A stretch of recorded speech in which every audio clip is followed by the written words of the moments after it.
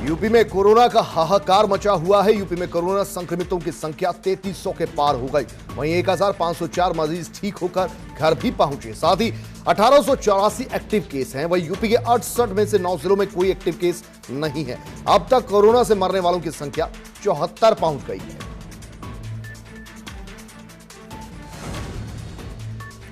उत्तराखंड में कोरोना मरीजों की संख्या बढ़कर 68 हुई। ग्रीन जोन उत्तरकाशी में नया मामला सामने आया है। वहीं उत्तराखंड में 46 मरीज ठीक भी हो चुके हैं, जबकि 21 मरीजों का इलाज अभी जारी है।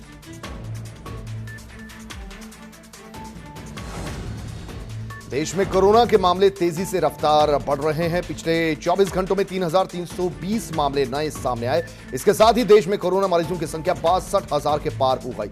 तो वहीं 24 घंटों में कोरोना से 95 लोगों की मौत भी हो चुकी है।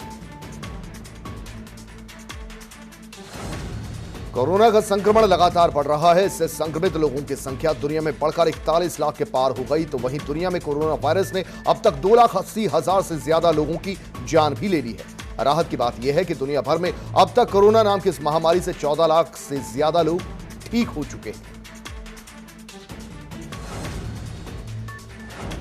लखनऊ से खबर है, कोरोना की लड़ाई में यूपी सरकार बड़ी तैयारी कर रही है। अस्पतालों में 54,000 बेड तैयार करने वाला यूपी पहला राज्य बना। हर जिले में वेंटिलेटर सुविधा मुहैया कराने में यूपी इकलौता राज्य बना है। खास बात यह है कि 2 महीने के अंदर हर जिले में वेंटिलेटर की सुविधा उपलब्ध हो गई है। त्रिवेंद्र सरकार ने अब दिल्ली में फंसे 40,000 प्रवासी मजदूरों को वापस प्रदेश बुलाने की तैयारी तेज कर दी है। दरअसल सीएम त्रिवेंद्र ने दिल्ली में फंसे सूबे के मजदूरों को वापस बुलाने के लिए रेल मंत्री से बात की। ऐसे में रेल मंत्री ने आश्वासन देते हुए कहा कि उत्तराखंड सरकार अपना प्लान बनाकर भेजे, जिसके बाद दिल्ली से उत्तराखंड के लिए मजदूरों के लिए ट्रेन रवाना की जाएगी।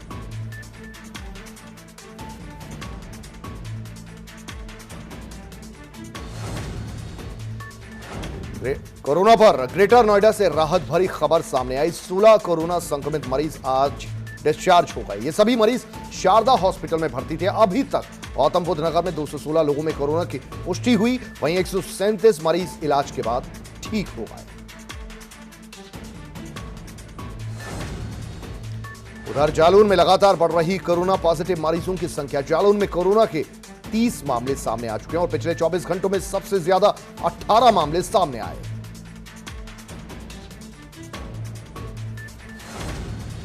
जालौन में कोरोना पॉजिटिव मरीजों का ग्राफ लगातार बढ़ता जा रहा है। जालौन में कोरोना पॉजिटिव मरीजों की संख्या तेजी से बढ़कर 30 तक पहुंच गई। सभी मरीज पूर्व में पाए गए कोरोना पॉजिटिव मरीजों के संपर्क में आए थे। जिला प्रशासन के द्वारा इनको मेडिकल कॉलेज भेजा गया और इनके संपर्क में आने वाले लोगों का पता लगाया जा रहा है।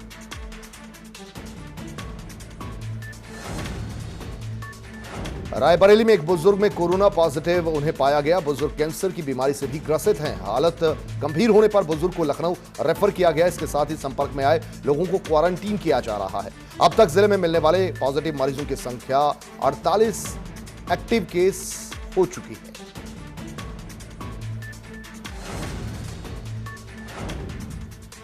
उधर कानपुर के हैलेट होल्डिंग एरिया में भर्ती मरीज को कोरोना पॉजिटिव की पुष्टि हुई। होल्डिंग एरिया के पूरे स्टाफ को क्वारंटीन किया जा रहा है। इसके साथ ही पूरे एरिया को सील कर दिया गया। आपको बता दें, सामान्य रोगियों के इलाज के लिए हैलेट के वार्ड नंबर 1 में होल्डिंग क्षेत्र बनाया गया था। मामले को देखते हुए वार्ड बॉय और नर्सों ने काम बंद कर दिया है।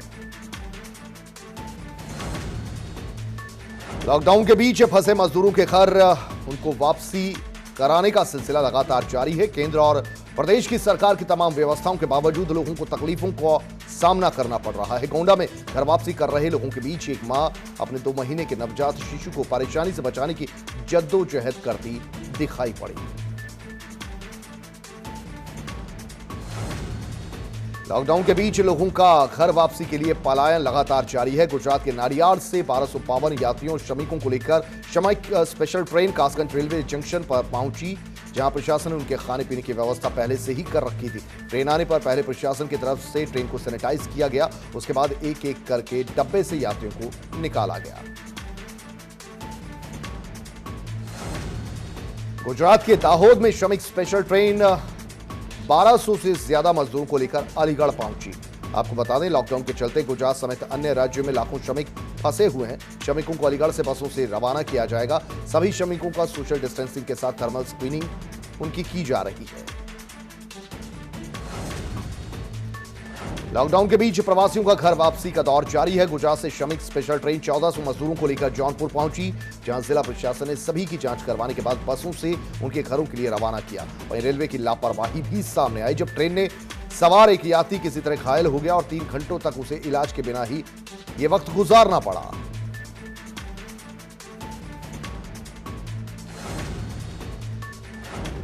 लखनऊ में 24 हाईवे पर भीषण सड़क हादसा हुआ। NH-24 पर खड़ी रोडवेज बस को ट्रक ने टक्कर मार दी। गुजरात से आए 43 मजदूरों को अमेठी से सीतापुर भेजा जा रहा था। घायल मजदूरों को नजदीकी अस्पताल में भर्ती करवाया गया। मजदूरों का इलाज करने के बाद दूसरी बस उन्हें घर भेजेगी।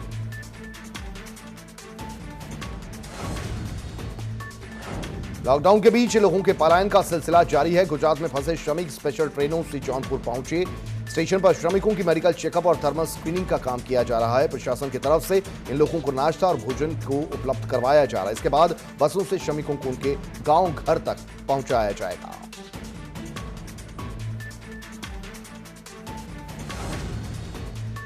उत्तरकाशी में पुराना अधिभार जमा करने की फेर में अंग्रेजी शराब की दुकानें खुलने में देर हुई, लेकिन शराब की दुकान खुलते ही विरोध भी शुरू हो गया। डूंडा बाजार में महिलाओं ने शराबियों पर फूल बरसाकर ठेका खोलने का विरोध जताया।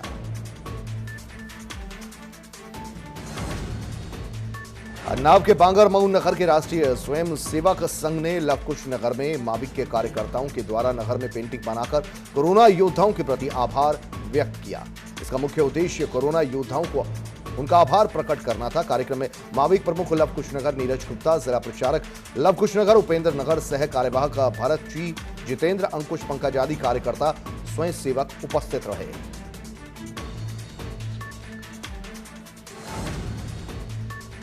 बांदा के कोतवाली इलाके में घरेलू झगड़े से नाराज युवक के नदी से छलांग लगाकर उसमें खुदकुशी कर ली। घटना की जानकारी लगते ही मौके पर भारी भीड़ जमा हो गई। मौके पर पहुंची पुलिस ने गोताखोरों की मदद से घंटों की मशक्कत के बाद शव को खोजा। पुलिस ने शव को कब्जे में लेकर फिलहाल पोस्टमार्टम के लिए भेजा है।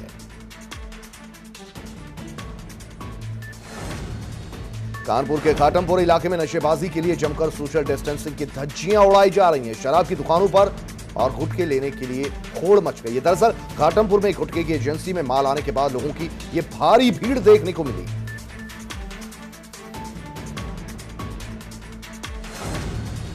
महाराजगंज जिले के निचलौल क्षेत्र से बेंत की तस्करी पर अंकुश नहीं लग पा रहा। सूचना पर वन विभाग की ओर से की गई छापेमारी में एक शख्स के घर के पास बगीचे से जंगल से काटे गए 100 बंडल बेंत बरामद हुए।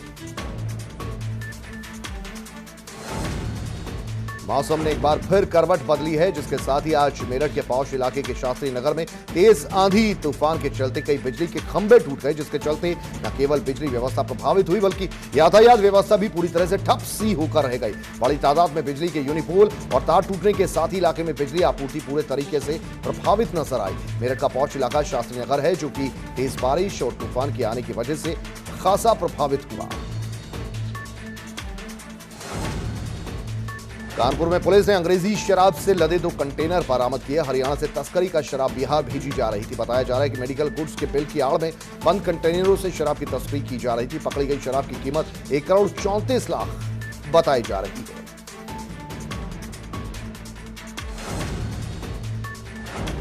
शाहजहांपुर के मिर्जापुर इलाके में एक युवक की नदी में डूबने से मौत हो गई। किशोर अपने दोस्तों छोटे भाई के साथ रामगंगा नदी में नहाने के लिए आया था। नहाते हुए भूपेंद्र गहरे पानी में चला गया। पानी में डूबने से फिर उसकी मौत हो गई। फिलहाल पुलिस गोताखोरों की मदद से युवक का शव तलाश करने में जुटी हुई है। लखनऊ में क्वारंटीन सेंटर से कोरोना संदिग्ध बच्चों ने भागने की कोशिश की। 3 बच्चों ने की सेंटर की जाली तोड़ दिया। दरअसल जिसके रास्ते भागने का उन्होंने प्रयास किया, वहीं उन्हें सुरक्षा कर्मियों की ओर से पकड़ लिया गया। बच्चों पर नजर रखने के लिए पुलिसकर्मी तैनात कर दिए गए हैं।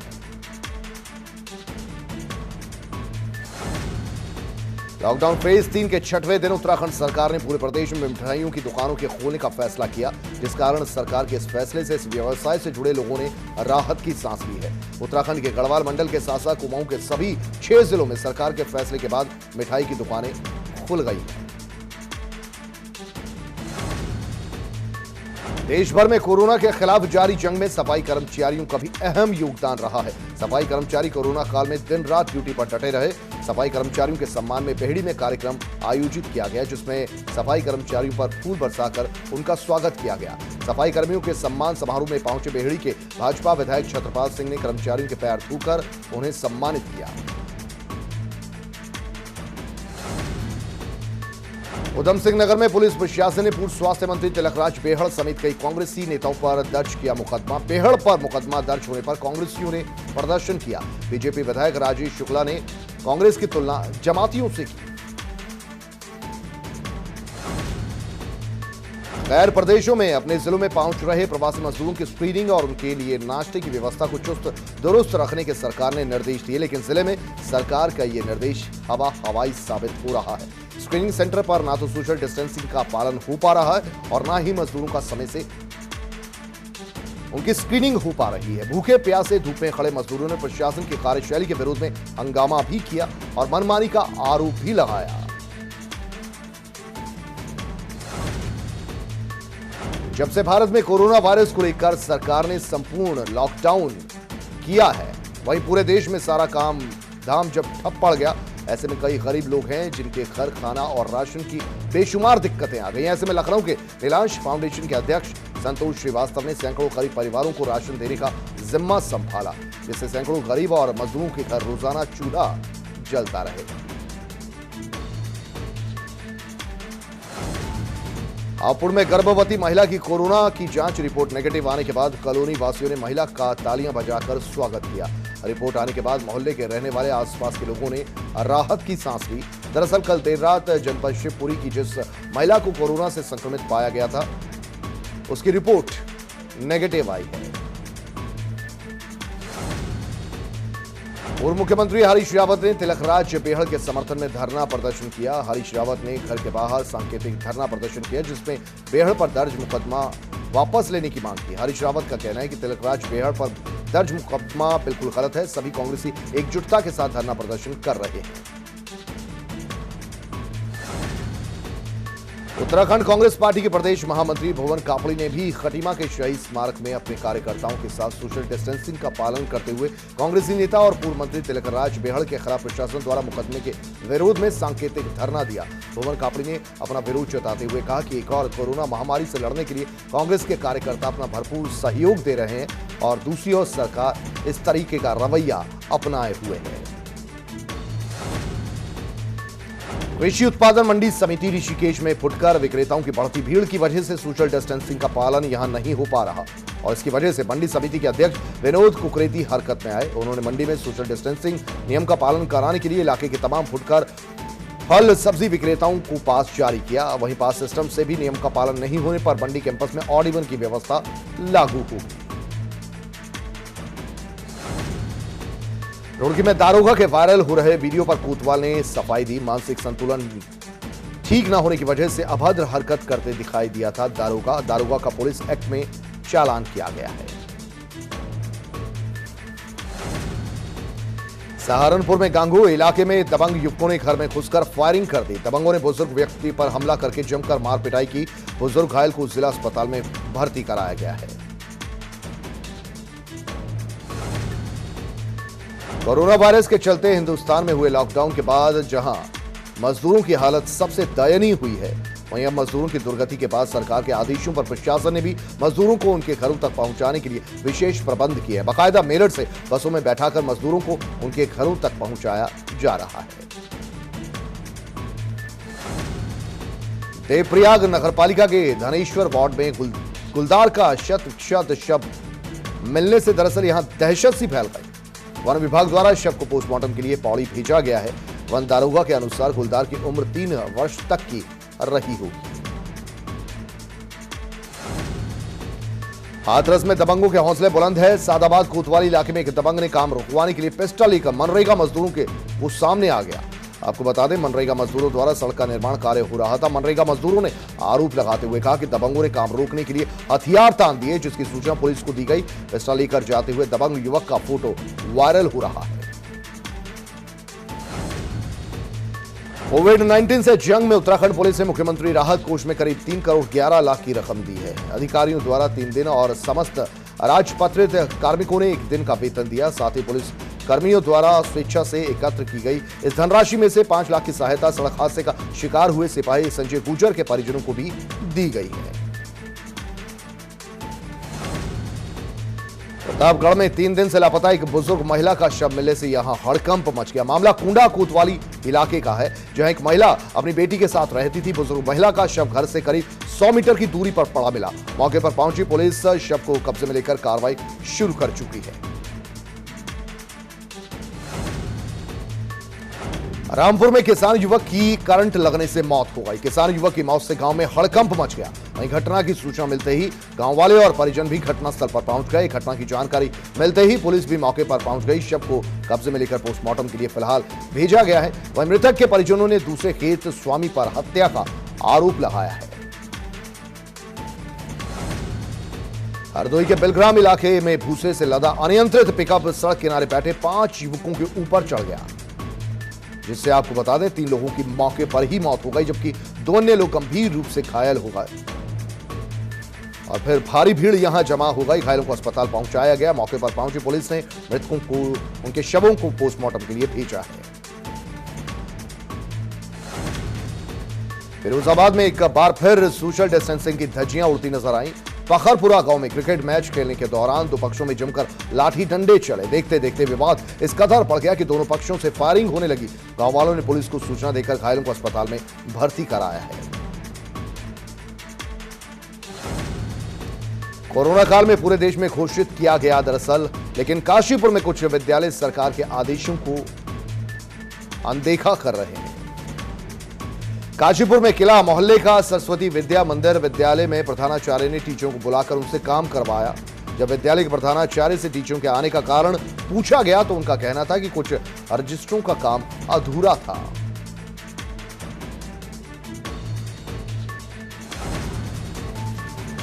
कुशीनगर के अकबरपुर इलाके में कदोना मंदिर की महिला पुजारी का शव झाड़ियों में पड़ा मिला। बताया जा रहा है कि महिला पुजारी बुधवार से ही गायब थी। 75 वर्षीय महिला पुजारी की हत्या की खबर मिलते ही पूरे इलाके में सनसनी फैल गई।